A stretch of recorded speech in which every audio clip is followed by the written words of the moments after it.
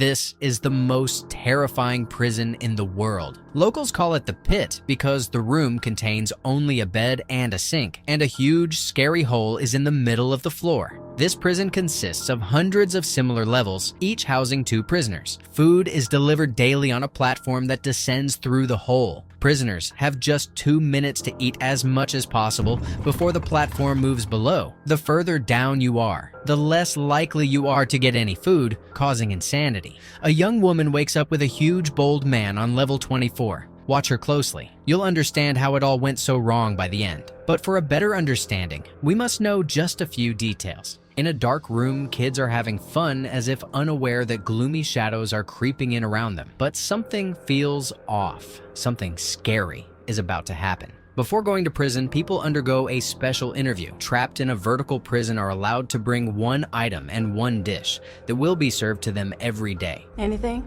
Anything? Lasagna. Pizza. With coconut sugar. French fries. Zamyatin, one of the main characters, decides to bring a juicy pizza loaded with toppings. I eat pizza every day. He makes it clear that he will be extremely angry if he doesn't get his pizza daily. For his personal item, he chooses a lighter, hinting at a troubled past involving an arson attempt on his family's house. Their cell is on the 24th floor, but Zamyatin's excitement quickly fades. When he reaches for his pizza, he finds that someone has already taken a bite. Just then, screams echo from the 21st floor above. Prisoners are accusing someone of breaking the rules. The rule is simple. You can only eat your own food or trade willingly with someone else. The prisoners from the upper floors explain that this rule was created by the inmates themselves, not the prison's management. The whole prison is divided into 2 factions: the loyalists, who enforce the rules, and the barbarians, who don't. After the Solidarity Revolution, a system was established where everyone must eat only their own portion to make sure food reaches those on the lower levels.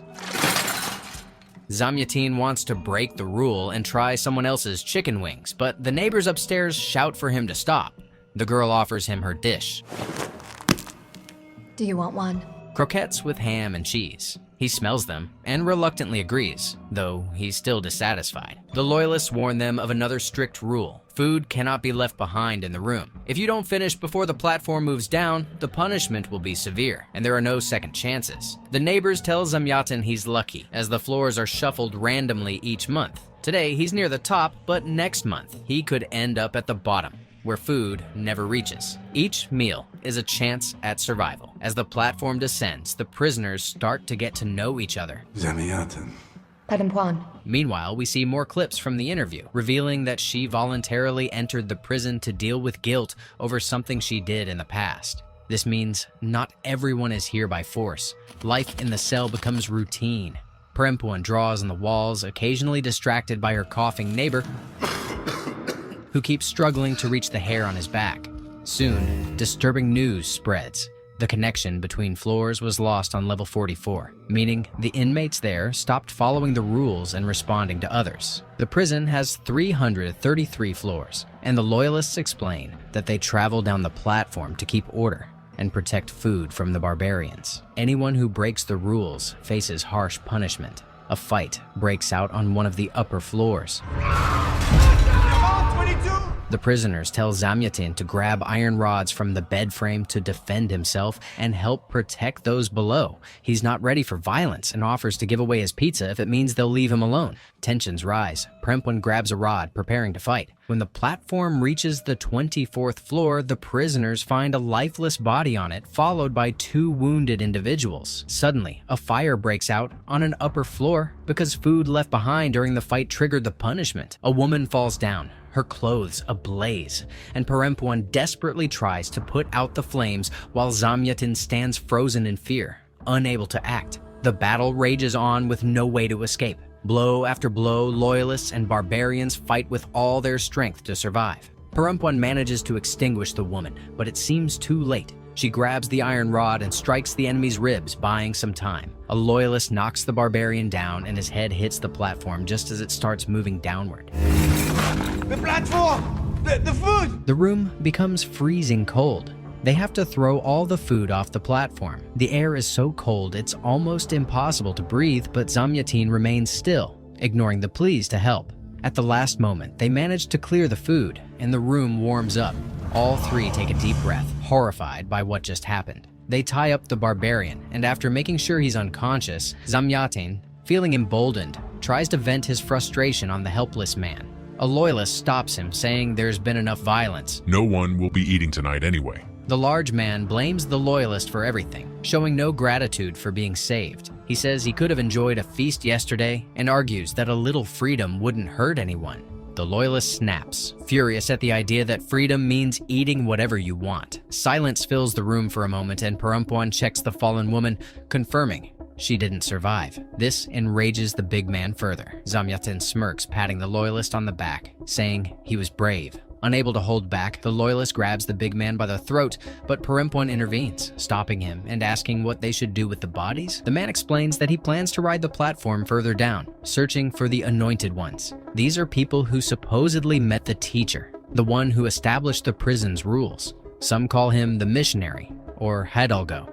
No one knows if he's still alive, but legend says he survived a whole month without food on one of the lower levels, meditating. The next month, he woke up on a floor where no food ever reached. He cut off a piece of his own thigh to feed those in need, his anointed ones. They have since spread his message throughout the pit, using force if necessary to protect the idea of food distribution. Zamyatin couldn't care less about this story. He shouts at the loyalist. But I haven't eaten in 2 days. And I want my pizza!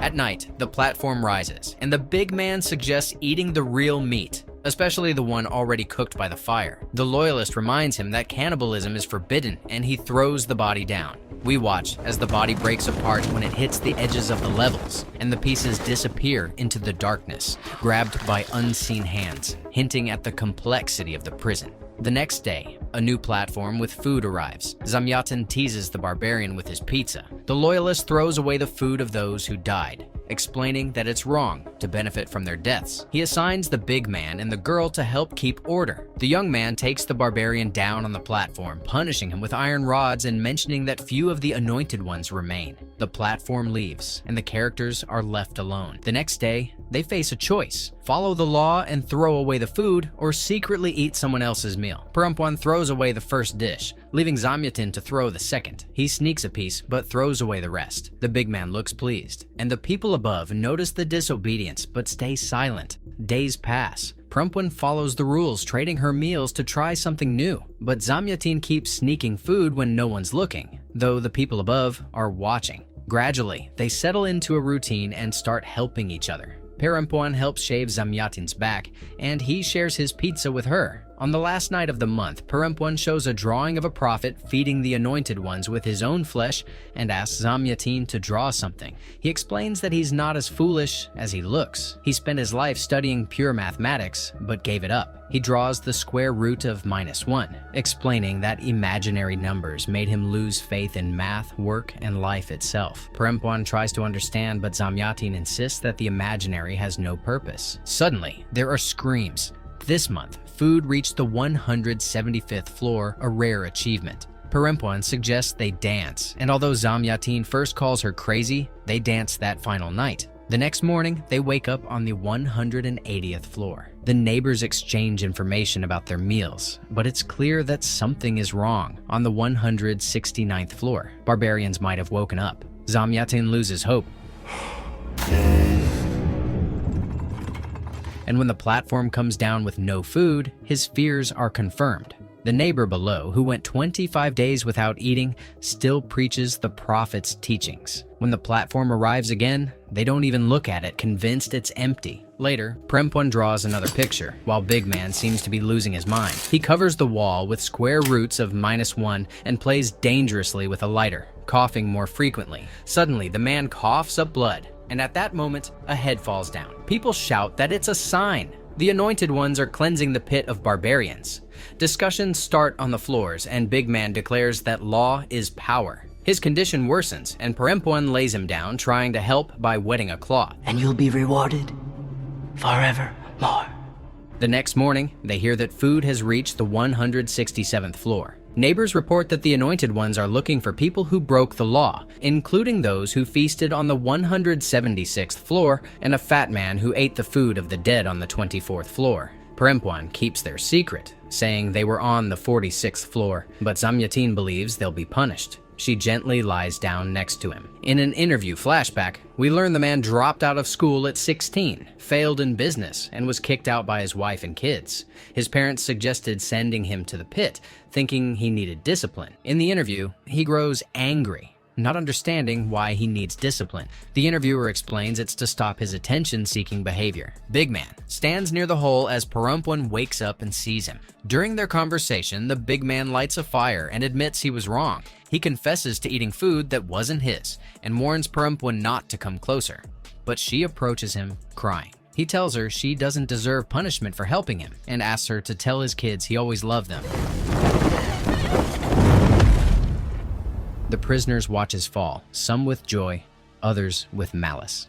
On one of the floors, the Anointed Ones, led by a man with an eye patch, watch as the burning body disappears into the abyss. The next month, Parumpwan is on the 51st floor with a new quiet cellmate who chose plums. Parumpwan explains the rules to her, and they find half-eaten food on the platform. A woman above mentions issues on the 46th floor and higher, but says the Anointed Ones will punish the rebels. The cellmate refuses to eat, and we see that she's missing an arm from the elbow down. It's revealed that a barbarian from the 2nd floor came down to the 54th floor. That night, Parumpwan can't sleep and sees a hallucination of Zamyatin on the bed next to her. In the morning, more heads fall, and the girls hear it was the cruel Anointed One, Dagan Bobby. When the platform arrives, Parumpwan's cellmate becomes aggressive, grabbing a rod and pulling Parumpwan onto the platform with her. 2 men criticize them for acting on their own, but 3 of them still go down to punish the barbarians. Suddenly, a barbarian attacks with a piece of glass, and the fight turns against the loyalists. Parumpwan is shocked by the violence, unlike her cellmate, who eagerly fights. The barbarian pretends to surrender but tries to escape on the platform. The cellmate catches him and hits him.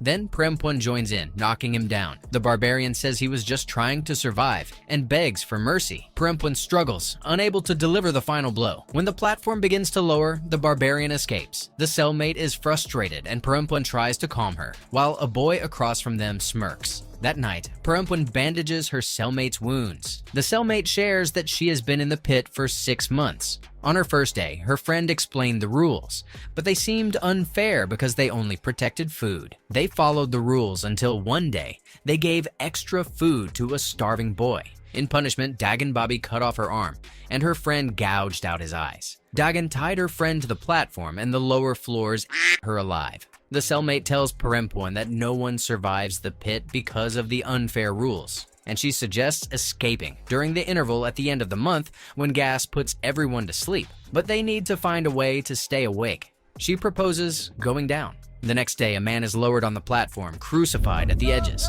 while people above continue to hurt him.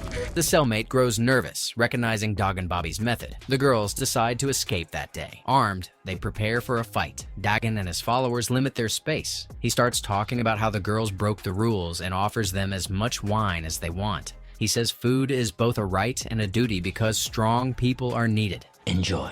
The girls start to eat, but then they're taken hostage, held by the neck. The boy is left alone. Dagan speaks to the 2 men who allowed Parumpwan and her cellmate to go down. One of them regrets it, but tomorrow will be his last meal, and the other will lose his hand. The second man argues it's unfair that he will be punished while the white-haired girl won't. Dagan insists the law must be followed, not interpreted. He decides to cut off Parumpwan's hand, but she protests, saying it's wrong to punish those who defend the law. Dagan says if they don't punish offenders, people will stop following the strict rules. Suddenly, the boy reveals that the girls plan to escape during the reset when the prison renews itself by eating a dog to wake up and escape.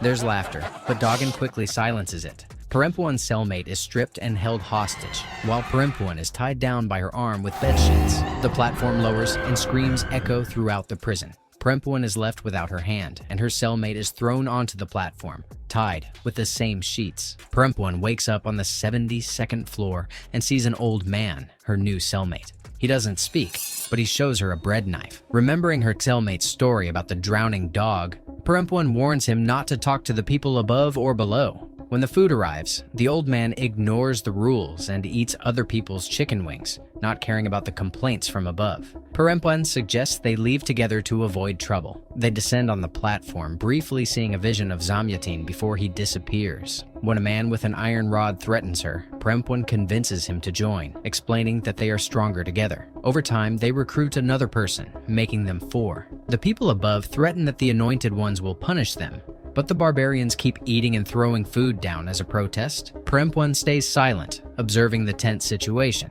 Finally, they decide to stay on one of the floors, feeling ready to face Dagan Babi. Their attention is drawn to a painting of a drowning dog, which an old woman describes as an original. When the woman tries to celebrate the rebellion, she is met with mockery. Perempuan locks eyes with a man who once tried to kill her when she was still a loyalist. That night, the barbarians sing, celebrate, and prepare weapons for the coming battle. In the morning, they wake to the sound of the platform, but it arrives with no food.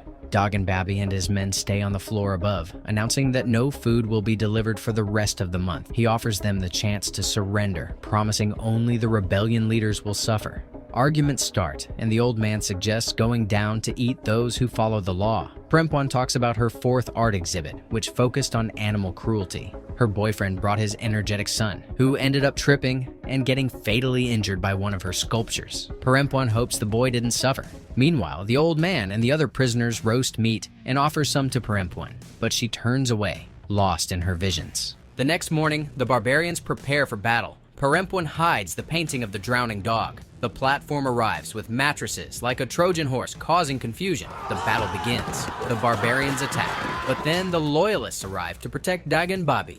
Perempuan fights, and the old man suddenly kills his ally, showing there are no friends in this fight. Perempuan battles her attacker, using the old man's knife to kill him, but she doesn't answer his last question about the painting. The fight continues, and the participants injure each other. The platform descends with the lifeless bodies, and Perempuan sees the old man pinning Dagan down with his foot. The loyalist asks her to finish the job. She wonders whether to heal his wounds and feed him his own flesh, but she decides not to use her imagination for torture like he did. In the interview, Perempuan admits she was warned about the danger of the dog statue and says again that she needs time to forgive herself. That night, she throws Dagan Babi's body down and decides to descend, inviting the old man to come with her. But he refuses, saying this was the best month of his life. Perempuan recalls her cellmate's plan and swallows a piece of the painting, losing consciousness. We then see a crowd of children climbing over each other, pushing and shoving to reach the top. One boy finally gets to the top and celebrates. A beam of light falls on him, and 2 adults follow, 1 man and 1 woman.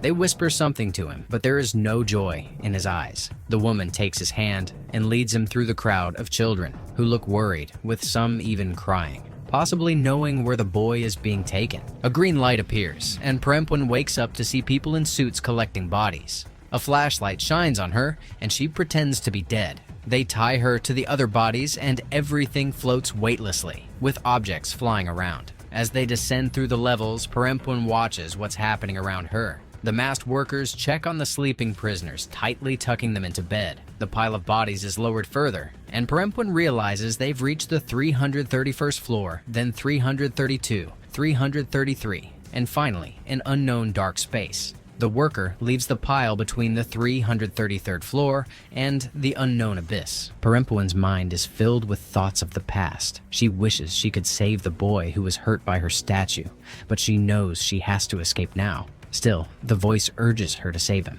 She pushes off from the bed across from her, but in a moment of distraction, she hits her head on a stone bed, and drops of blood scatter above her. Perempuan looks at the boy and decides to rescue him. She picks him up, pushes off the bed toward the top, and crashes into another stone barrier. Holding the boy, Perempuan falls down, hitting the floor. Suddenly, her vision shifts to a drop of blood, and she finds herself in a red-lit room. Before her are burnt people and a man with a beard. She looks down and sees a platform with no food where the boy lies. The bearded man throws her a knife, and in horror, she grabs it. Perempuan swings the knife, and a scream echoes. She's back in the room, sitting on the platform with the boy. They are descending into total darkness, not knowing what to expect. Above her are 300 floors, but the platform keeps sinking lower. The light from the pit shines on them, but not on anything around. Perempuan watches the boy as if accepting whatever fate may come to them in the abyss. She looks behind her and sees people approaching from several directions. In confusion and fear, she carefully watches them. Suddenly, Your journey is over. We'll have another chance. she reaches out her hand, and Perempuan, exhausted, accepts her fate and lets go of the boy. Zamyatin appears in the background. Perempuan is led away while the crowd leaves the boy on the platform, which quickly rises upward. Perempuan is left drained, and the crowd leads her into the darkness. On the platform, people descend with saved children, and we see a familiar hero with a sleeping girl. The old man appears and tells him his journey is over. The old man and the hero walk away from the platform but turn back. She's the message. She's the message. A girl steps out from the shadows. It's Perempuan. She asks the man how he got there. What are you doing here? The heroes embrace, and with that, the second part of The Platform ends.